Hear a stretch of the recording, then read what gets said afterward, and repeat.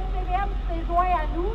Je ne sais pas si ça veut dire que le SPVM aimerait démontrer leur solidarité envers leurs propres victimes, mais en tout cas, c'est une belle ironie. Je vais juste montrer mon micro un petit peu. OK, alors, on est rassemblés ici aujourd'hui pour dénoncer les violences policières de la manif du 3 avril et celle du 15 mars, celle du 1er mai et puis de toutes les autres manifs précédentes. On est également rassemblés pour montrer notre solidarité avec toutes les victimes de la machine répressive des G.I. Joe du SPVM. Ces victimes qui ne doivent surtout pas tomber dans l'oubli. Le COBP et l'AC ont collaboré ensemble pour organiser cet événement. Considérant que la manif du COBP a duré un gros 6 minutes et que celle de l'AC a duré 2h30, ben on s'est dit que ça faisait une bonne moyenne pour aujourd'hui. Donc le SPVM se fait littéralement un power trip depuis 2 ans à constamment pourrir leur arsenal de nouveaux jouets meurtriers. Car oui, ces armes considérées non létales ont la capacité d'infliger des blessures meurtrières. La liste en est malheureusement pathétiquement longue. Et bien sûr, une impunité malsaine flotte au-dessus des têtes meurtrières du SPVM. D'ailleurs, on ne s'attend pas trop à quelque chose de concluant concernant la commission Ménard, la commission spéciale d'examen des événements du printemps 2012, qui a été déposée le 31 mars 2014 et qui n'a toujours pas été rendue publique. Le 3 avril 2014, à la manifestation contre les mesures d'austérité organisée par l'AC, Robert, 71 ans, a été brutalement jeté en bas de son vélo par un anti-émeute. Il s'est rendu à l'hôpital et les médecins ont constaté qu'il avait une commotion cérébrale. Il a dû avoir des points de suture à la jambe et à la tête, car quand il est tombé, la pédale de son vélo lui a ouvert la jambe. Robert est sorti de l'hôpital le 22 avril, 3 semaines plus tard. On se souviendra du post Twitter du SPVM après la manifestation qui énonçait que la blessure de Robert avait été causée par un projectile lancé par un manifestant. Or, les vidéos et les témoignages qui sont sortis après la manif prouvent complètement le contraire. Pris en flagrant mensonge dans cette tentative de désinformation, le SPVM a dit qu'il allait enquêter sur l'incident, mais voilà que depuis, c'est le silence qu'on entend de la part du SPVM par son porte-parole lafrenière. Le seul truc qu'ils ont dit est que Robert se trouvait au mauvais endroit au mauvais moment. À Cabane-Tabac. Le 3 avril, le SPVM utilisait pour la première fois une nouvelle sorte de poivre de Cayenne, beaucoup plus puissante que celle utilisée auparavant. Ils ont aussi utilisé pour la première fois des nouveaux projectiles à impact appelés Blunt Impact Projectiles 40 mm. Ces derniers ont été mis sur le marché début 2014. Fait qu'on voit bien que le SPVM n'a pas traîné de la patte pour passer une commande. La distance minimale de tir est de 6 pieds et la vitesse est de 285 pieds par seconde. Or, un journaliste indépendant a reçu un de ces projectiles tirés sur lui à bout portant. Malheureusement, nous constatons que de plus en plus, la brutalité policière envahit nos manifestations. Nous observons également que le SPVM se découvre de plus en plus une zone de confort dans nos manifs. Exemple, en se promenant comme bon leur semble à nos points de rassemblement avec leurs caméras GoPro ou encore en allant intimider des gens ciblés dans le cœur de la manif.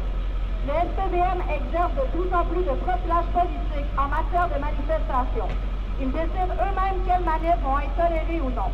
Ils se basent sur la connotation politique de la manif pour décider si elle va avoir lieu ou pas. Il est complètement inacceptable de laisser le SPVM instaurer un état policier et un climat de peur dans nos rassemblements, comme c'est pas mal ce qu'ils sont en train de faire aujourd'hui. Sérieux, il y en a plein, le cul, des manifs répétitives du SPVM. C'est bon là, vous faites assez la manchette demain. Mais en fait, la réalité est que le SPVM a peur. Ils ont peur car ils ont très bien vu qu'à la grève générale de 2012, quand un soulèvement populaire survient, eh bien, ils peuvent vite perdre le contrôle de la situation. Une autre belle démonstration de force répressive a été la manif du 15 mars et celle du 1er mai de cette année. Celle du 15 mars n'a jamais commencé et celle du 1er mai, c'était souricière après souricière. Le SPVM se garochait d'un bout à l'autre de la ville pour procéder à des arrestations certaines plus brutales que d'autres.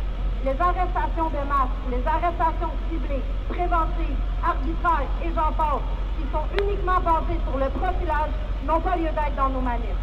Ne nous le cachons pas, Marc Parent est probablement le pire chef ever du SSPVM. D'ailleurs, Marc Parent va annoncer le bilan 2013 du SPVM le 13 mai à 19h à la cour municipale, à l'hôtel de ville. Si jamais il y en a que ça l'intéresse d'aller entendre toute leur ramassée de conneries, ou si vous voulez aller poser des questions qui vont être complètement détournées puis vous n'allez jamais avoir de réponse. Robert est une victime parmi des centaines d'autres, mais une seule victime en est une de trop. Et ce qui nous choque encore plus dans cette histoire, c'est comment le SPVM a essayé de blâmer les manifestants pour ses blessures.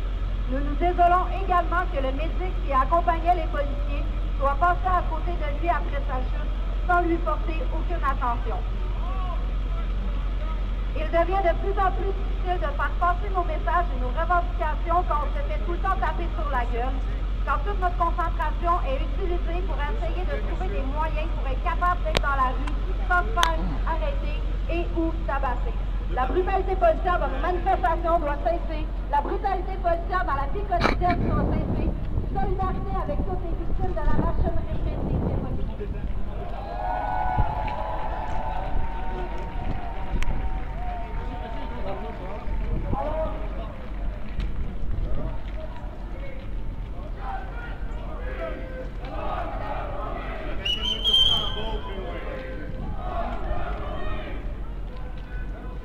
OK, tout le monde, on vous demande de quitter l'esplanade, merci. On peut emprunter l'escalier ou là-bas.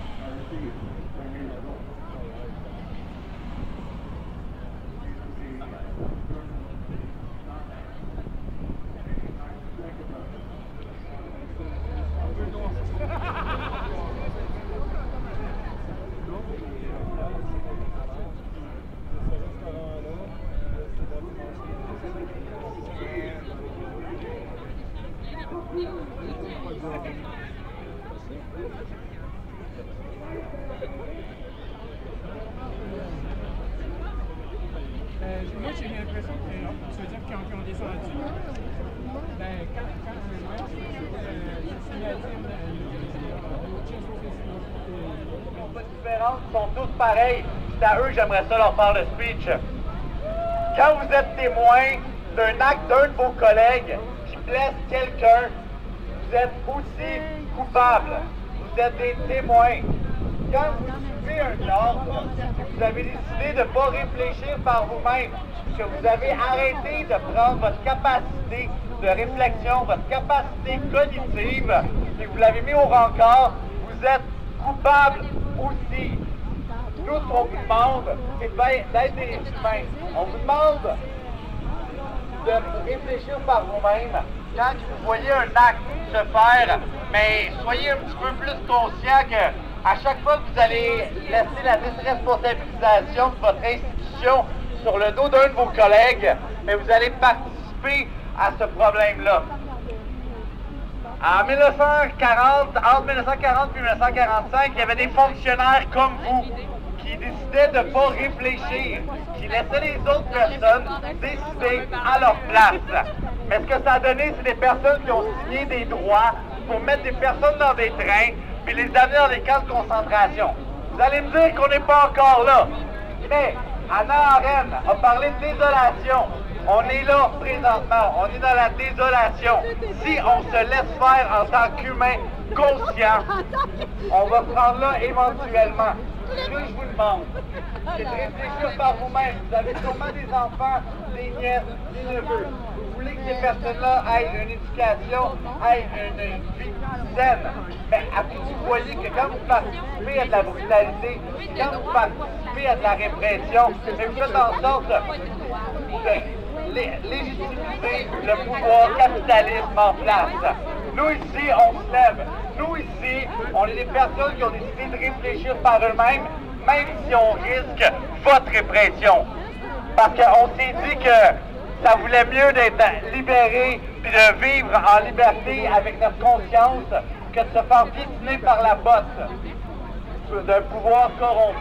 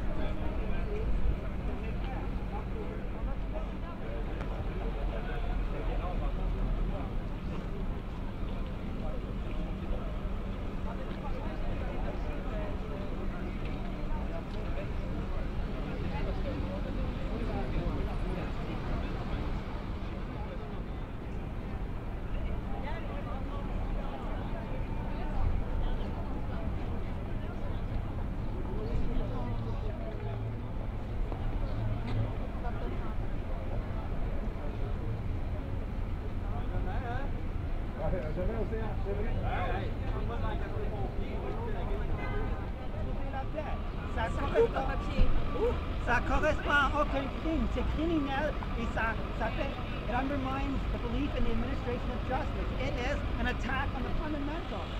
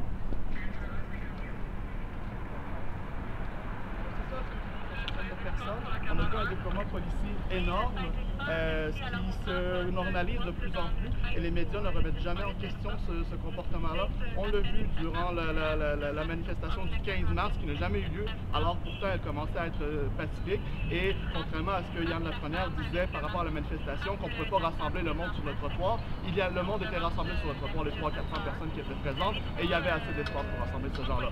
Donc ça va dans la continuité de la contestation du PCisme, où on utilise un règlement municipal à profusion. On voit des scènes irréalistes où on abuse de ce règlement, et où on fait appel, attendez un peu, où même on fait appel à la Sûreté du Québec pour appliquer un règlement municipal, ce qui est complètement aberrant. Et ce qu'on normalise à travers les médias, à travers le discours mensonger de Yann Lafrenière qui, lors de la manifestation du 3 avril, et c'est ce qu'on est venu dénoncer aujourd'hui, aussi entre autres, parce qu'il y a des camarades qui sont matraqués, qui se font brutaliser à l'année longue, où Yann Lafrenière et le SPVM sur leur Twitter disaient que l'homme qui avait été blessé, il avait été blessé par un projectile des manifestants, alors qu'on voyait bien sur la vidéo que c'était bel et bien le SPVM qui l'avait. Moi, je suis proche des policiers, vous les filmez, est-ce que c'est quelque chose que vous faites régulièrement? Bien sûr, j'essaie de filmer pour me protéger, mais voyez que mon rôle, moi je suis un étudiant à la maîtrise en sociologie à l'Université de Montréal, et j'observe ces comportements-là qui se répètent et qui se répètent parce que je travaille dans le cadre de mes études et de recherche, je travaille sur le profilage, que ce soit racial, politique et le profilage social. On voit parfaitement ce que ça prend, quelle forme prend le profilage politique, où on a une présence policière démesurée pour un endroit où on bloquait rien. Et j'ai pas envie de parler, non, l'infraction n'est pas importante, c'est le message qui est important d'envoyer là-dessus, parce que les infractions, on en a tous les jours, et ça pleut, et c'est normaliser et individualiser des cas comme celui-ci, de vous montrer l'infraction, ce serait juste embarquer dans l'individualisation du problème que le SPVM tend à justement profiler des groupes. On l'a vu avec la claque. Donc vous allez contester ça?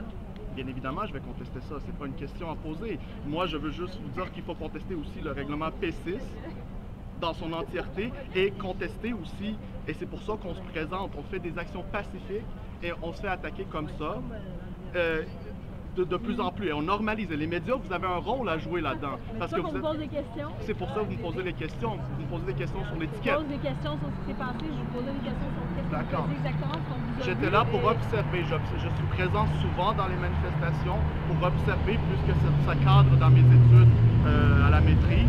Donc, je suis là pour voir comment ça se produit, tout ce phénomène-là.